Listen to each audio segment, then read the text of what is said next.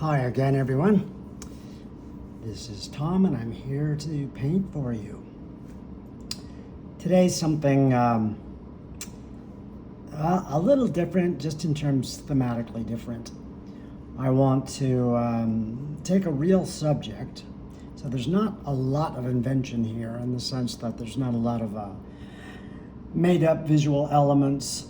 This is a real place. This is the Metropolitan Museum here in New York City, the classical sculpture courtyard as part of the Greek and Roman wing.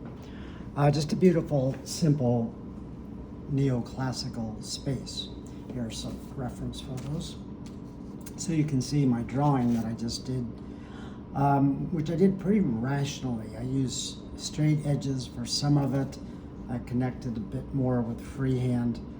I don't always recommend using straight edges. I mean, I really recommend not generally, but it helped it go quicker, but also I want a contrast here, the sort of structural rigidity almost, hopefully not overdone, contrasted with a looser approach to applying the watercolor. So there'll be a contrast between fluidity and lack of control in the painting a bit, and a bit more rigidity and more control in the drawing. So that when done, the drawing component and the painting component will work in tandem and hopefully make a unified, interesting, satisfying result.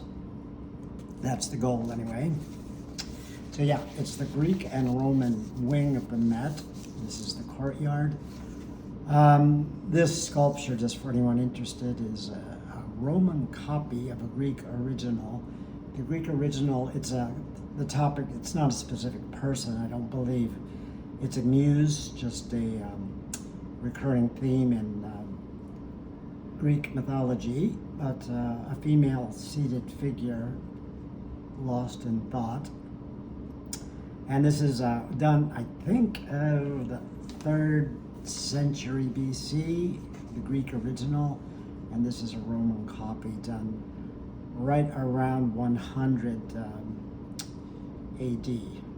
So it's still quite ancient, but it's a beautiful, thoughtful piece of work. In any case, I am featuring her front and center as another kind of contrast. The fluidity of the human figure, the curvilinear nature, contrasted with the rectilinear built environment, and also the contrast between solid and void. This room, of course, it's surrounded with 4 walls that are quite tectonic, rigid, architectural, but the room, of course, is all about the negative space. And I find it very moving and touching, and it just feels alive with history and the passing of time. Anyway, it's a beautiful room to me. Great play of light through the skylight up above, and these cascading angles of light at different times of day can be really quite touching. The reference photos, they show an illuminated space, but they don't really show a very strong directionality of light. This was a fairly overcast day when I took these photos. So I'll do a little redesign, a little bit of imagination there. The other thing I want this painting to tackle is the idea of color, and, well, actually, to be specific, in this case, the lack of color. I talk a lot about, in my opinion, the emphasis almost always needs to be on value in your paintings. Color, of course, is not unimportant, but color not supported with a strong value design often falls flat or loses its sparkle.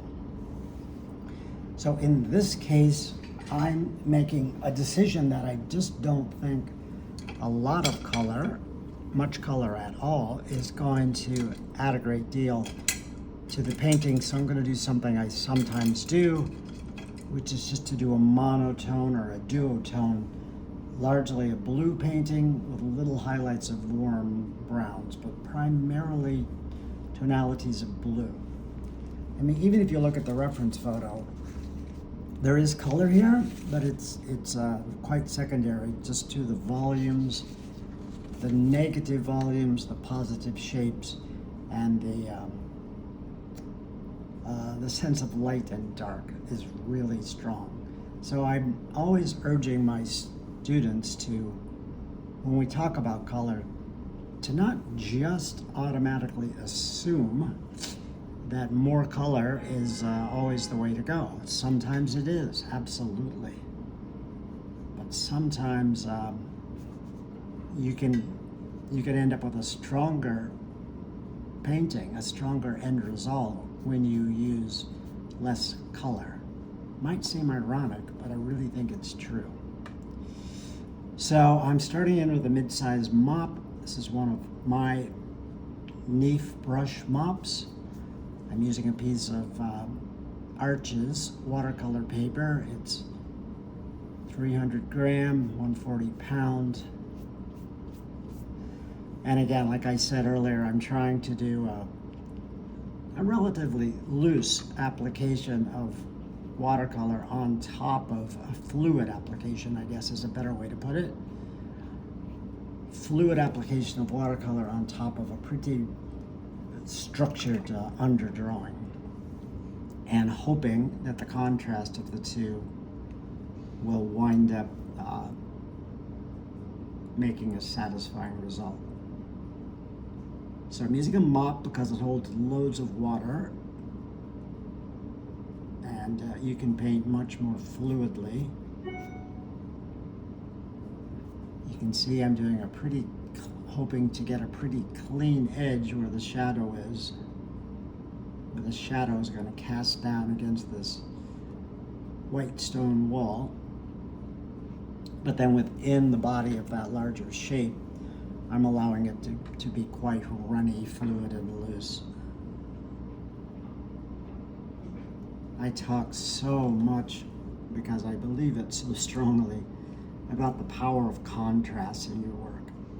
And of course I mean dark and light, but not just dark and light. The contrast of solid and void, of the real and the imagined, of warm and cool tonalities. There's all kinds of contrasts that we as artists can play around with. Light and dark is one of them, but it is just one. There are loads of others. And for anyone interested, that recurring theme is constant in my work. It's my way into painting, looking for contrasts, collisions of two different ideas or themes or concepts meeting on the surface of the paper and trying to find the resolution. So I don't offer that as an answer or the only way to paint. Of course not. There's never only one way to paint. But I'm just saying it is one way for you to thematically think about your painting, perhaps. If it works for you, I didn't invent it. You can borrow it, take it, make it your own. I hope you do. If not, find your own way into art. We all have to do that. There's never just an answer. So you can't ever just look to some teacher or some so-called expert and say, how should I do this? How should I do that? They can tell you perhaps what they do, and there may be some useful advice. But in the end, if you want to have your own individual artistic voice or style, you'll have to come up with what suits you best. So here I'm using the mist gun just to build in another layer of contrast between the harder edges, softer edges. One of those things that watercolor does. It's not the only painting medium, of course, in which you can modify edges, but I honestly believe it's the one where that happens most beautifully in watercolor. Some have described watercolor as just being all about edges. I think that's a little overly simplistic, but it's not entirely untrue. The way watercolor can go from a found edge, the terminology we like to use, to a lost edge is quite beautiful and very organic. I didn't show you the sketch I did.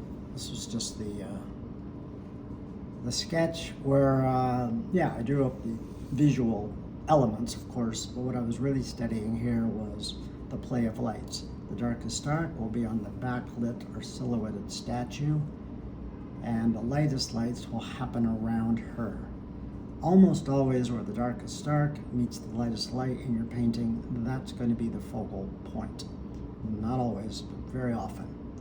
That's going to happen here, that's true. It's going to happen roughly a third of the way in from the left side and roughly a third of the way up from the bottom. So it's more of a focal area than an actual pinpoint. All in that area will be the highest contrast, the focal point, and falls within the classical golden mean, rule of thirds. The rest of the painting will be tonalities and a range of midtones.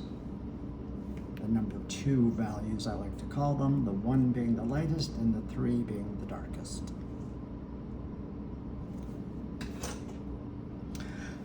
So I build my paintings up from the lightest light to the darkest dark. The lightest light is just the paper, the untouched paper. And in fact, it's the source of all light in your watercolors. Often if I am interviewed or asked in classes or demonstrations, how do I paint the light in my paintings? My answer is honest, but it can be a little confounding. Oops. I don't paint the light. The light is already there. The light is the paper. That's the source. What I paint are the shades and the shadows that reveal the light, that give it its identity. So when you think about painting in watercolor in that way, philosophically, you think about painting not the light, but you think about painting the shadows, the shades and the shadows. You can then start to think about the character, the nature, the importance of darker areas, shades and shadows in your work. And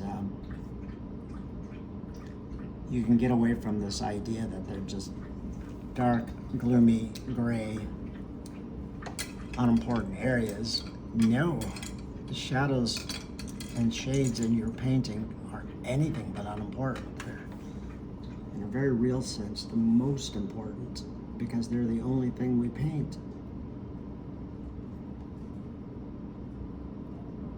Also along those philosophical lines,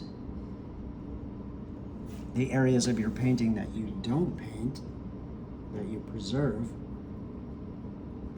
are just as important, sometimes more important, than the areas of the painting that you do paint. I know that sounds like a bumper sticker or a catchphrase, but it is so true and important. But often when we start painting, we have this sort of a almost unconscious urge to cover the whole surface, to paint everything a different tone, value, or color. I see it all the time with people who are learning to paint. They haven't yet grasped the importance of not painting certain areas, of saving the light. In watercolor, once something is painted, it becomes not necessarily impossible, but pretty difficult to ever get that light back. Once that area of light is gone, it's generally gone for good. So, I'm not a big fan of advice, but if I give any, it's along these lines. If you're not absolutely certain what value or tone something ought to be painted, don't paint it. Preserve it. Preserve the light in your painting, most especially as long as you can. As the painting evolves, you can always eat away at that light and get rid of it later. But once you kill it, it's gone. And if you kill it from the outset by some big, dark overpainting or some other such technique, well, it's not necessarily hopeless, but it's just going to be a lot harder to get a good painting out of that. Often, for those of us who've studied oil painting, again, it's not a ubiquitous technique, but it's pretty common to do sort of an underpainting in oil, where you tone the whole canvas. And it is not to say you can't do that in watercolor, but it's less commonly successful in watercolor to paint the entire surface of the paper a certain color. You can do it, I have done it, but if you're really trying to preserve and express light, it's going to make your way more difficult.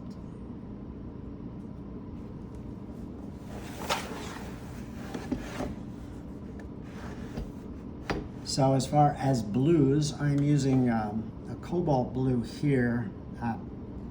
It had a little manganese mixed in it, which wasn't intentional, but I think it's okay. The darker is a bit of neutral tint with some ultra blue marine mixed in. So it has a slight violet cast, a slight darker blue cast, and the cobalt with a little bit of manganese looks a little fresher, a little zingier. But as mid-tones so far, I think it's all working all right. As that begins to dry, of course, I'll add little bits of value here. But doing this value study up front really helps me to know that whatever I do here has to be within the mid-tone value. I don't want anything too light. Little sparkles of light are fine, but too much bright light within this darker area would be a problem.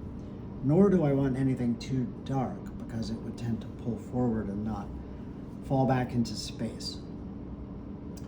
In my longer courses, workshops, etc., I talk a great deal about establishing perspective and value. One way to do it, of course, is with perspective lines and the vanishing point, the horizon, and all that more mathematical way of thinking, which I love, but it is not the only way. Probably a more expressive and poetic way to establish this sense of three-dimensionality and perspective in your work is by the layering of values, the darks, lights, and midtones.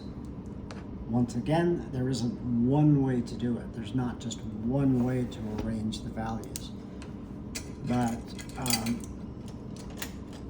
one way I often do it, I don't want to be mistaken, again, that I think it's the only way, but one way to do it is your dark shapes in the foreground, the lightest light shapes in the midground, and the mid-tone shapes in the background.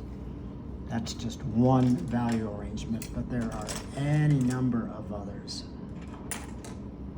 But when you think of your painting, which is on a flat two-dimensional surface, of course, we all know that, but it's helpful to remind ourselves of that. Anything we can do to imply the magic of this sense of dimensionality, I think is worth considering. I never get over how magical I think it is that we're just painting on a flat two-dimensional surface. We have nothing to work with except width and height. So anything we can do to imply this dimensionality is, well, it's great fun, but it's also just a great opportunity. So layering your values, where you establish sort of an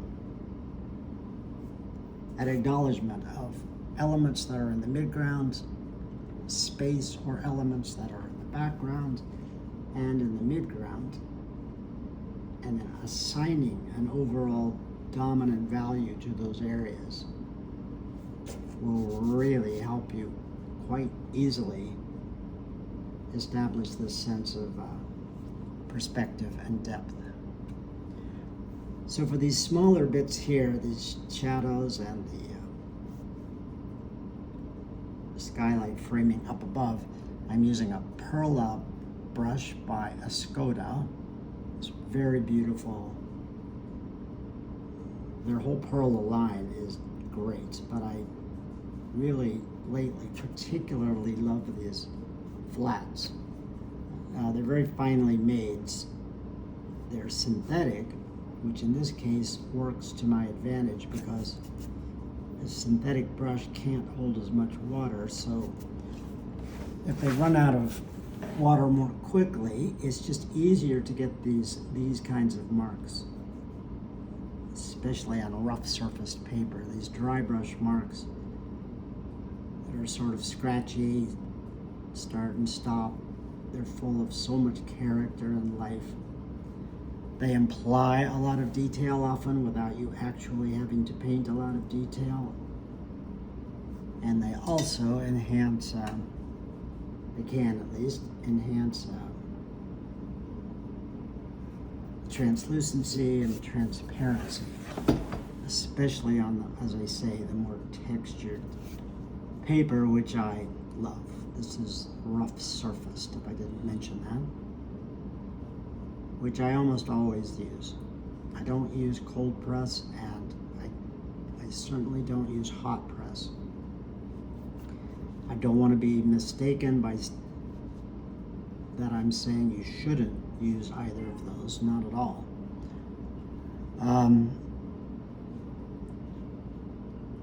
Any technique, any material, any way of painting is valid if it works for you, if it helps you to tell the stories you're trying to tell. So don't just adopt a type of paper or a style of painting, or a set of pigments or brushes or anything just because somebody else uses them. They may work for you, but you may find over time that they don't. So I really do urge people, especially if they're just starting out, please don't spend tons of money on materials. Buy a very few pigments, just a very few brushes. And the one area you probably should spend a little bit of money on is good quality paper. Really, really cheap, inexpensive paper is just going to be heartbreaking. No matter how well you paint or how great your brushes or pigments are, very inexpensive, low-grade paper is going to scuttle your efforts. If you're just practicing brushwork or learning really basic techniques, it can be fine. Like the cheaper paper, the better in a way. But when you start moving into wanting to do decent paintings, it doesn't mean you have to want to be a professional or some crazy competitive artist like me. That's a choice, but not the only one. Then I think buying good paper is essential. And I know it isn't cheap. But you can get a block of Arches, for example, really good quality Arches paper, which relatively speaking is not that expensive. And you'll never be sorry.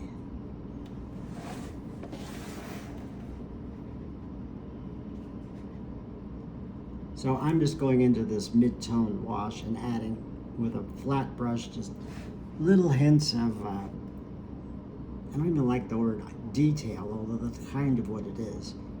But I'm using the detail I drew and deciding what should be highlighted or pulled out and what I can overlook and not make a big deal of.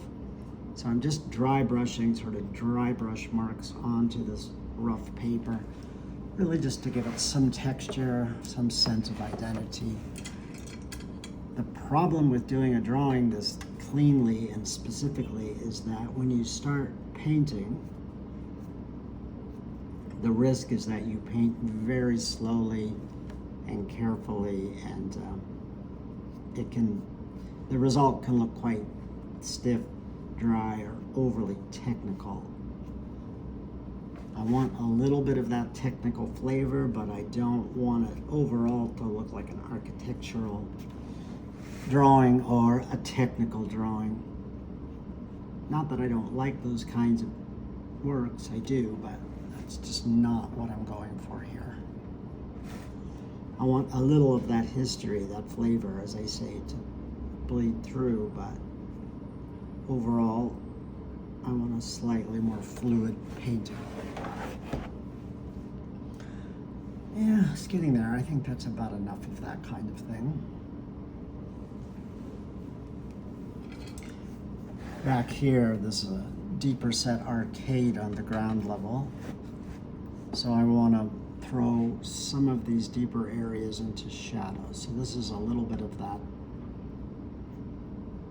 neutral tint with a little bit of ultra blue in it. So it's sort of a deeper blue violet. I'm using a 1/2 inch flat, just dry brushing in a little bit of tone from the top down and allowing it to just feather out as it descends. So again, it will not, I hope, look overly technical or tight.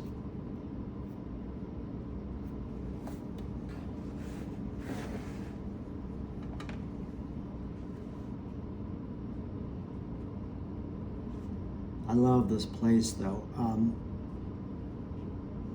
They've allowed me to take classes here to draw the sculptures, and we're not alone. A lot of people do that. It's, I don't know, that makes me quite happy. They encourage that kind of thing. They don't just begrudgingly permit it, they like it when people come and study the work and draw it, and nobody bothers you, and it's a very pleasant way to spend a day, especially if it's perhaps in the winter and very cold and nasty out, or even in the summer when it's too hot. You can go sit in the courtyard here. You can go into the other galleries of the Met too and just draw, but here it's particularly pleasant with the great light coming in.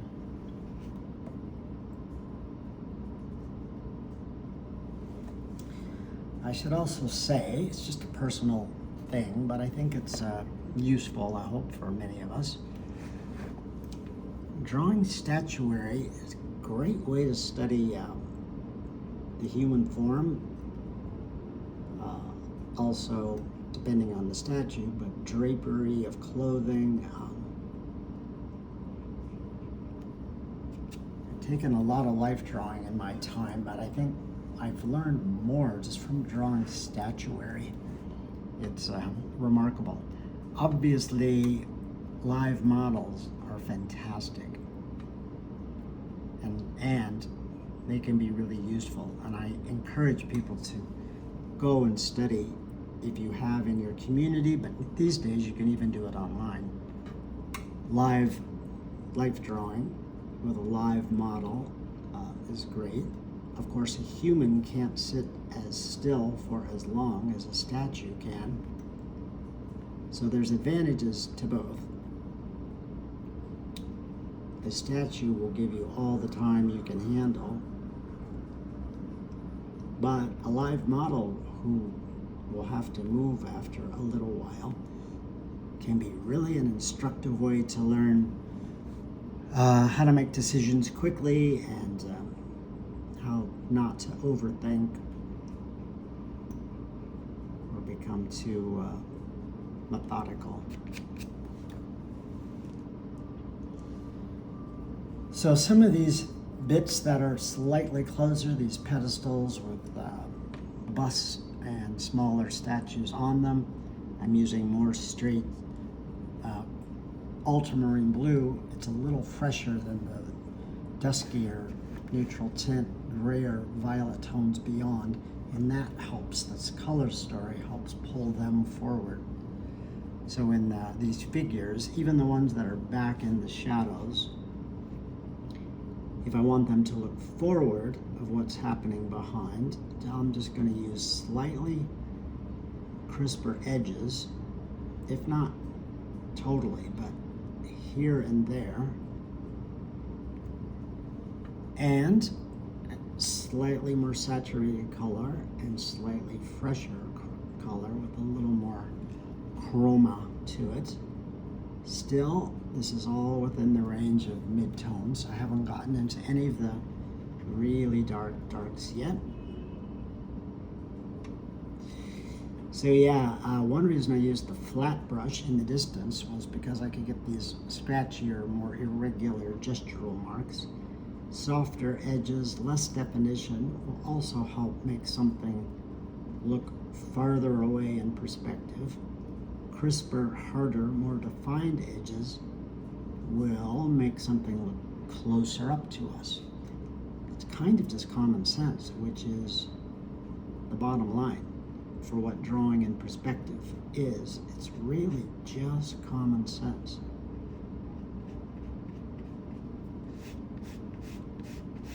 We're finding ways in the vernacular of painting to make common sense make sense.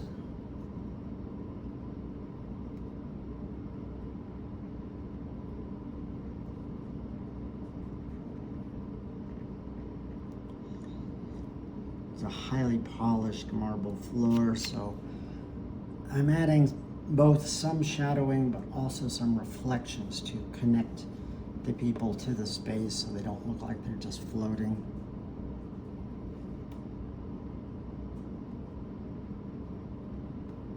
Often these effects of reflections can be a little overdone in watercolor painting.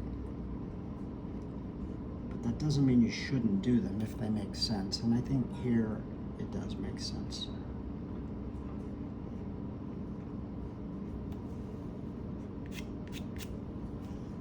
Yeah, I paint with my finger a lot if I want to just feather an edge out and make it look less in focus, to try to squeeze the attention up here more and not so much down here.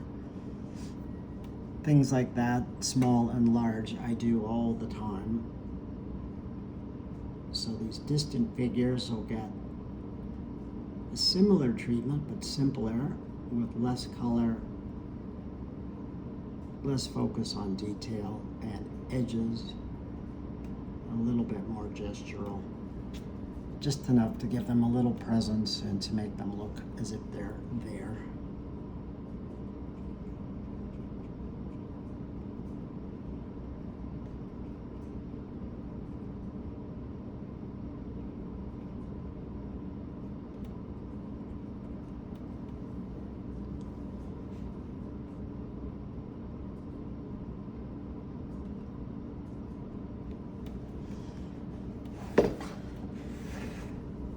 Oh yeah, life in New York. It's I love it. I'm not unaware of the struggles and the difficulties and the expense. But a membership to the Metropolitan Museum is, maybe I'm jaded, I think shockingly affordable. For an individual, it's only $65 a year. You can go as many times as you like. When you go, no matter how crowded it is, you can just walk right in. It's one of the great bargains of the city. Art and culture in general is one of the great calling cards to me of living in any city, but certainly this one. I had friends visiting, and I was able to just take friends and just walk in on my membership. It was so pleasant. No waiting, no IDs, no muss, no fuss. It's just great when a great institution like this encourages people to come.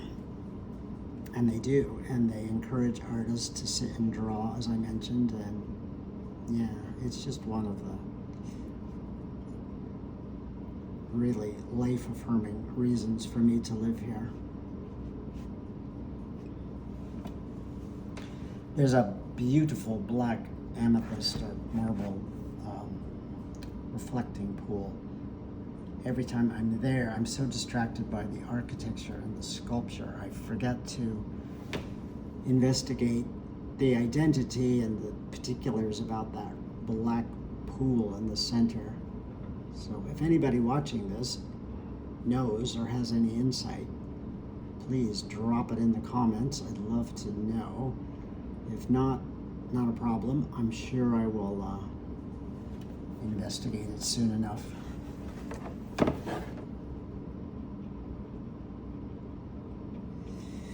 Yeah, I'm okay, but I'm starting to fall a little victim to my own maniacal drawing, in that I'm starting to be a little more careful than I wanted. It's not a problem yet, but I can just feel it.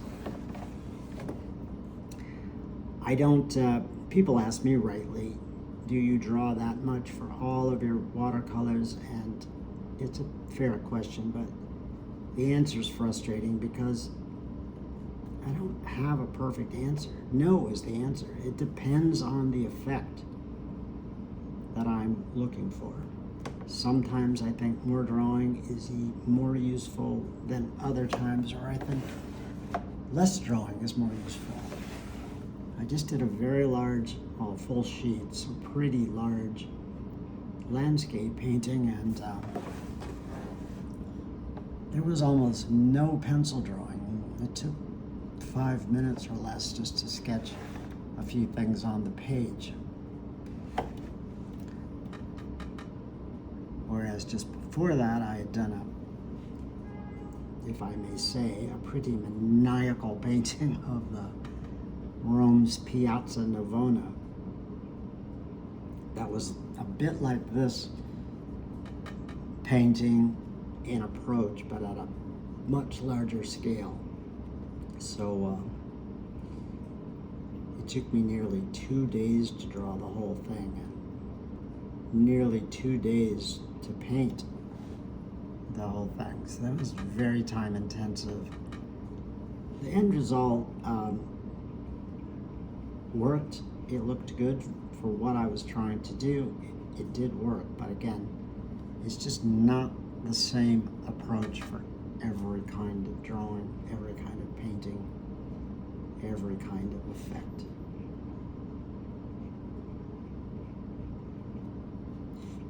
So this guy is moving out of the middle ground. He's just starting to introduce the foreground. He's sort of a bridge character between the foreground, the midground, and bleeding into the background. So he'll have a little bit more emphasis on edge, a little bit more saturation of color, a little bit more specificity, but still kind of gestural and impressionistic. I'm using a combination of this French Ultra for some fresher blue and bits of this neutral tint just for some darker hues here and there, so that he really begins to pull forward a little. He's not part of the darkest dark yet, but he's echoing it. I really haven't analyzed it that much, but I guess he'll probably be the darkest part of the mid-tone family of the painting. At the very bottom of the figure, I'm dropping in a little bit of Van Dyke brown, this warm that I'm going to be using over here in the deepest areas. Here, I want to keep it at a minimum, but I do want a little. His reflection will be a little darker, a little more specific. I think we're okay. I can revisit him later if I need to, but I hope I don't have to. Always best to get your values nailed on the first go. Do I always? No. I'd love to lie and say, oh yes, I never fail. But that would be a lie. I do. Dropped a little bit more, a little bit more of the Van Dyke brown at the top of the figure. I think that was the way to go. And then smeared a little bit there, but I think I can do a quick spot repair. So yeah, I think for now he's all right. A few little sparkles of light that just happened to occur. They weren't really planned, but I think it all makes sense. There are some interstitial figures here that are sitting on a bench that will be somewhat like him, a little less strong.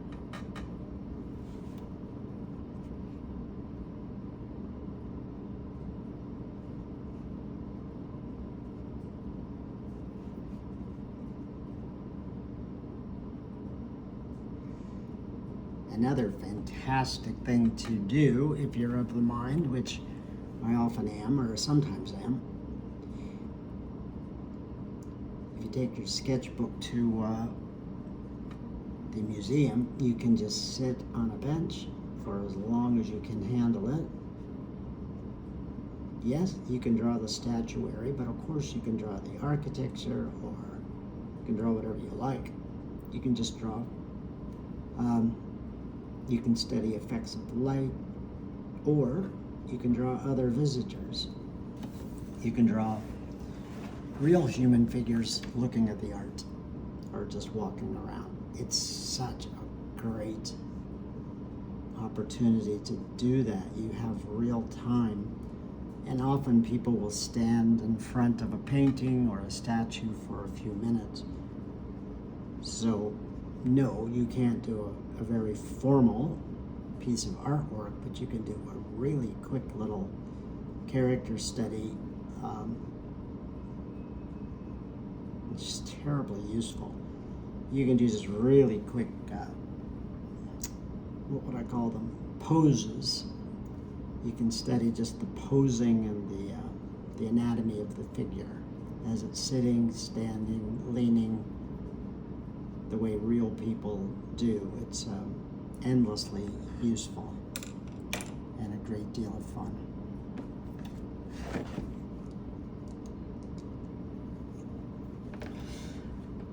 So I'm pretty nearly done with the midtones, which means I will do my darkest darks next, which will be the end of this study. But I'm just looking around, investigating.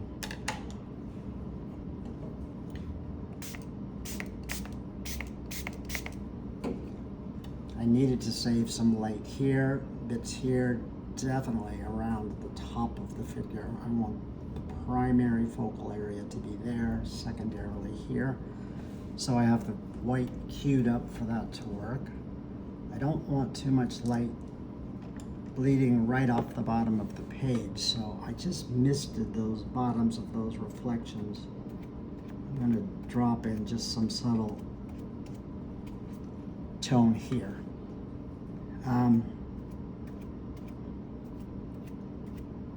It's not a thing you should absolutely never do, absolutely, but it's generally, I suppose, fair to say that it's often a bad idea to have your strongest values, either your lightest lights or your darkest darks, too near the edges of the painting. Again, it's not that you can never do that, but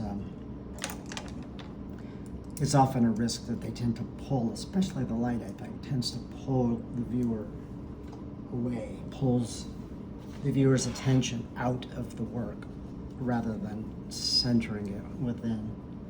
So I didn't want a hard line here, but I just added a little tone to knock back a little bit pure white at the bottom and to really emphasize the light here. These two figures, now that I have him established, I can see need just a little bit more attention to balance out. So I'm not being specific, I'm just sort of dry brushing in a few additional bits of value. Really helps pull them forward a little. You get a nicer hierarchy of foreground, midground, background.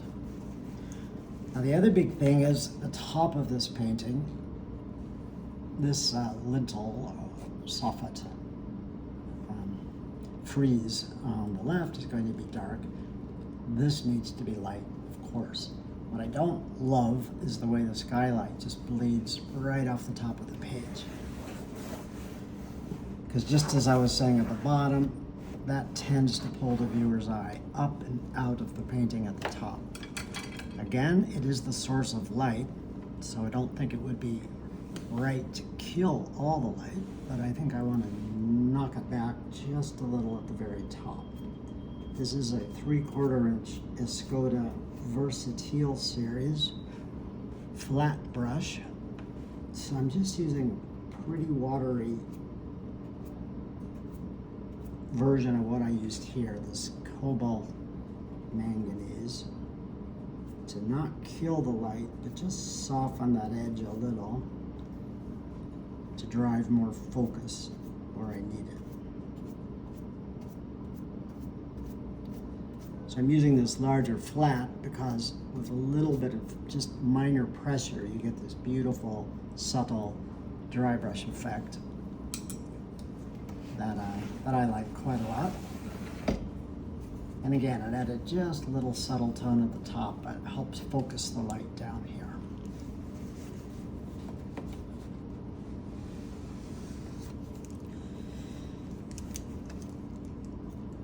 All right. Now as this cornice comes around, it goes up here, and that will help complete sort of the envelope of the negative shape of this courtyard. So I want this to be dark, but overall not as dark as the seated figure is going to be. So this is a French Ultra. Probably has a little bit of neutral tint mixed in.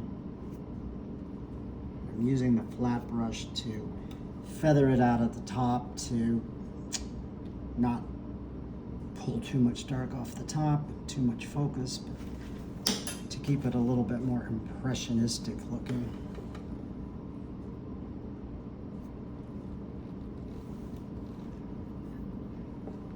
Down closer to the figure, I'll drop just a little of this Van Dyke brown in, but I don't think I need much. It's probably a little too much, but not a problem.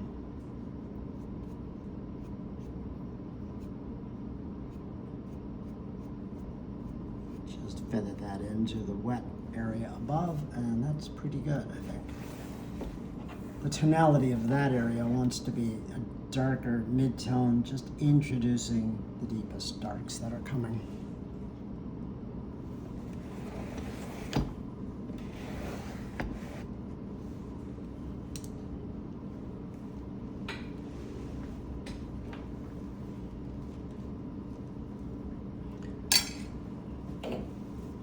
And now the dark figure as it shows in the sketch. And another little sub-narrative I'm trying to get across is a little dialogue between the statuary and the figure. So sort of a spanning of time, the past and the present. Just the little things that go through my mind that aren't necessarily that important, but I think adds a note of hopefully another note of interest to the work. That wet wash was bleeding toward the edge of the page. Then when I flipped it over, it came this way because I'm trying to rush, and it started to make a bit of a streak, but no problem. All well. So I want a very crisp edge on her. The left side part does not need to be as dark. The front edge against the lightest light needs to be quite dark. This is a thing I talk about all the time because I think it is true. But if you want a shape to read as dark, the whole thing to read as dark, you do not have to make that entire shape the same tone, the same value of darkness. Sorry, I'm trying to paint, think, and talk at once. What I mean by that is if you keep the leading edge of that shape dark, so here, if the edge of the seated figure is quite dark here against the light, within the body of that dark shape here, I can introduce lighter, even complementary tones, but definitely lighter tones, and the whole shape will still hang together as dark. I'm just making an argument for varying the tonalities of your shapes. For example, this large mid-tone shape is not all the same exact color, it's not all the same tone. It's subtle in a way, but there's a great deal of variation within it, and yet the whole shape hangs together as a mid-tone. The crisp edge gives it a sort of presence, and then within that body of that shape, it gets much darker, or much more varied, lighter, and less complicated. There's some, as illustrations, some lighter warm on the upper part of the back, just so play down the contrast there, play up the contrast here. Again, just like the light at the bottom and the top of the painting, I don't want too much dark right along, real dark, right along the edge of the painting. Dropping in a little Van Dyke brown just on the lower edge of the figure to get some variety.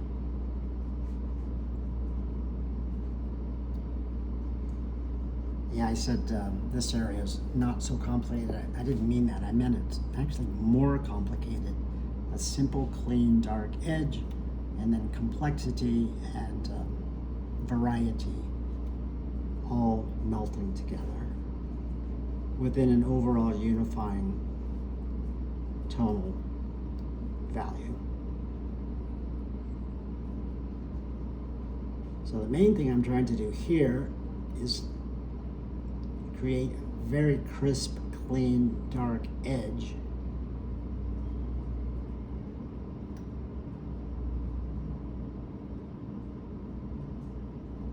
And then within the body of that shape, I can introduce a lot of variety, and it should work.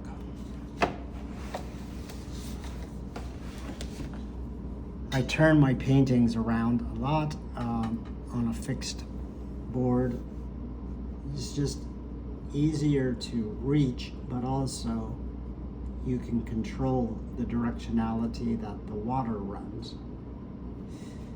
It's another great advantage of watercolor. Obviously, it's a fluid medium, and water runs downhill. I believe that's still true. You never know these days. But because of that, because of the fluidity, you can take that into account and use it to your advantage by getting the water to run in the direction that you want it to help you out, to intensify or to give some directionality to the overall work. It comes into play more often when you're doing a really, really wet, large area, say a sky or a body of water or something like that. where you can turn the board around and really use gravity to pull the paint in the way you wish it to run down or up or across the page.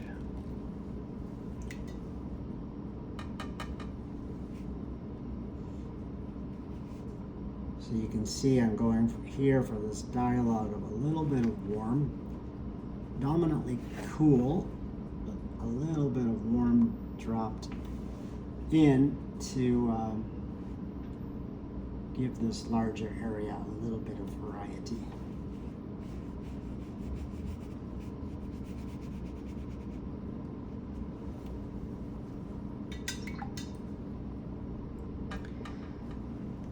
So all my words aside, the main thing going on here is just trying to establish a dark foreground element to finish off this effect of perspective, the foreground, the midground, the background.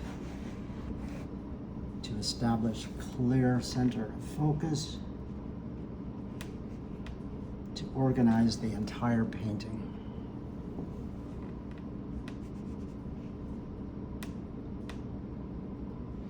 Again, I'm working down here. It's becoming a little less urgent, but I'm trying still to keep a pretty crisp, hard line along the profile. As we get down into the pedestal, and we'll be away from the more figural elements of the statue, sure, but we're also getting away from the center of focus, so it can become a little looser, a little more gestural. So the bottom of the statue, I'm going to swap out to my 1/2 inch flat and just scruff it in with some less specific marks, with some aeration. And again, this helps the eye from escaping off the bottom, but also gives a nice variety and contrast of tones and shapes. So I wanted to do this within an hour, and we're just about at that mark. So I want to thank you all for watching. I'll do a little tweak on this. I'll probably still want to tweak a few of the figures to get a nicer flow through there. I'm pretty happy with the background. I'll leave that. I may put a little additional tone on the top and perhaps a little under here. Not too much, just a few little things. But you have seen the point of the lesson, I think, and I hope that it proved useful, helpful, and a little bit enjoyable. But thank you all, as always, for watching, for spending some time with me. I really appreciate your support. Thanks so much. Happy painting. See you soon.